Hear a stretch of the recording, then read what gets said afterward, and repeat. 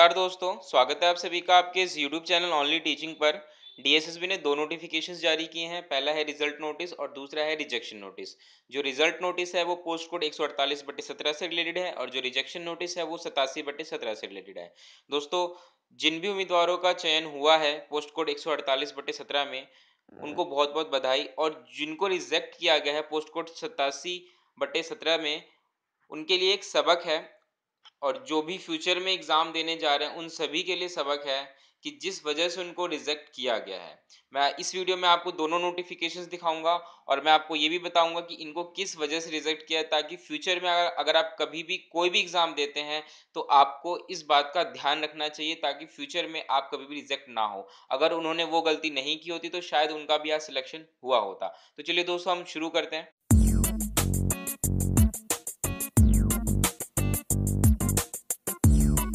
तो दोस्तों, आप देख सकते हैं ये पहला है result notice. Notice number 364, educational and vocational guidance counsellor male, post code 148/17, जो कि डीओई में थी।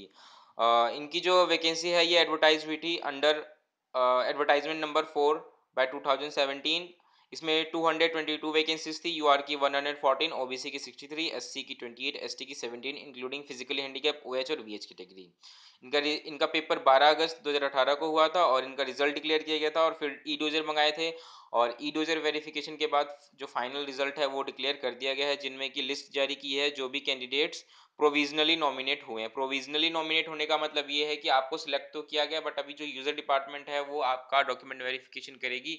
इन केस अगर कोई डॉक्यूमेंट किसी का कम पड़ जाता है उसके बावजूद या कुछ प्रॉब्लम निकल के आती है तो तब भी आपको रिजेक्ट किया जा सकता है। तो उम्मीद करते हैं जो भी कैंडिडेट सिलेक्ट हुए हैं इनकी ज्वाइनिंग हो जाए। यूआर कैटेगरी में आप देख सकते हैं 12 कैंडिडेट्स को सिलेक्ट किया गया है। ओबीसी कैटेगरी में 1 कैंडिडेट्स, एससी कैटेगरी में 11 कैंडिडेट, एसटी कैटेगरी में 1, UR physically handicap OH category में 1 और UR physically handicap VH category में 1 कैंडिडेट्स को सिलेक्ट किया गया है।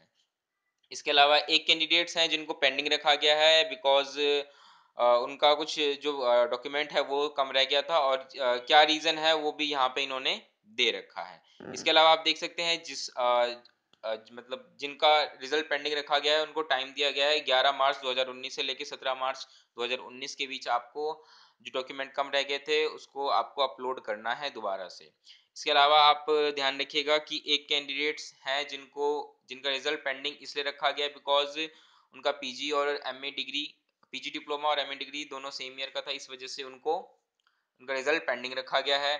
इसके अलावा दो कैंडिडेट्स ऐसे हैं जिनका रिजल्ट इस वजह से पेंडिंग रखा गया है बिकॉज उनका कोर्ट केस है। तो इस प्रकार से देख सकते हैं तो टोटल 4 कैंडिडेट्स हैं जिनके रिजल्ट को पेंडिंग रखा गया है, बाकी का रिजल्ट फाइनल डिक्लेयर कर दिया गया है। तो ये था जो रिजल्ट नोटिस नंबर था। अब आइए हम देखते हैं जो रिजेक्शन नोटिस है वो।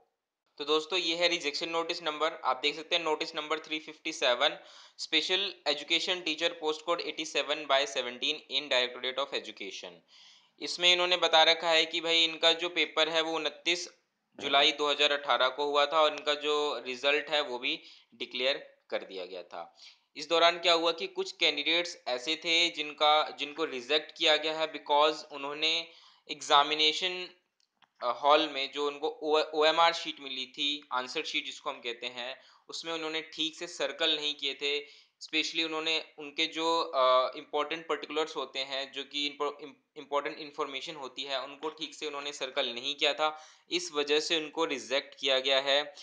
यहाँ पे उन्होंने बता रखा है कि इनका जो स्कैनिंग प्रोसेस है ये ऑनलाइन होता है। कंप्यूटर जो होता है ऑनलाइन इनको स्कैन करता है और फिर जो इनका डाटा है वो मैच किया जाता है। तो इसीलिए कैंडिडेट्स को इंस्ट्रक्शंस दिए गए थे कि वो अच्छे से जो अपना रोल नंबर है, क्वेश्चन बुकलेट नंबर है या जो भी पोस्ट कोड है वो अच्छे से फिल करें।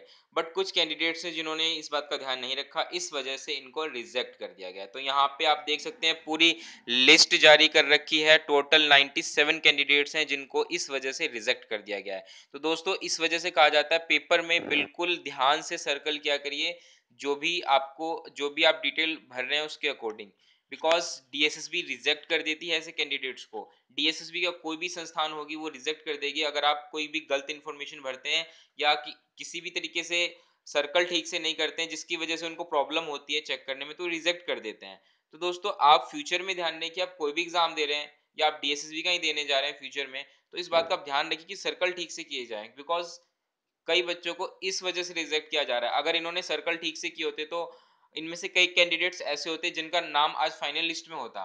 तो इस वजह से ये रिजेक्ट हो गए। तो दोस्तों आप इसका ध्यान रखिएगा, आपके साथ ऐसा ना हो। तो दोस्तों ये 2 नोटिस थे जो मैंने अभी आपको दिखाए। उम्मीद करता हूँ ये वीडियो आपके लिए यूज़फुल रही होगी और काफ़ी कुछ सीखने को मिला होगा आज का जो ये रिजेक्शन नोटिस है इससे। अगर ये वीडियो पसंद आई तो इसको लाइक कर दीजिए। चैनल पर नए हैं तो सब्सक्राइब कर दीजिए और इस वीडियो को शेयर कर दीजिए अपने सभी दोस्तों तक। तो मिलेंगे हम अगली वीडियो में।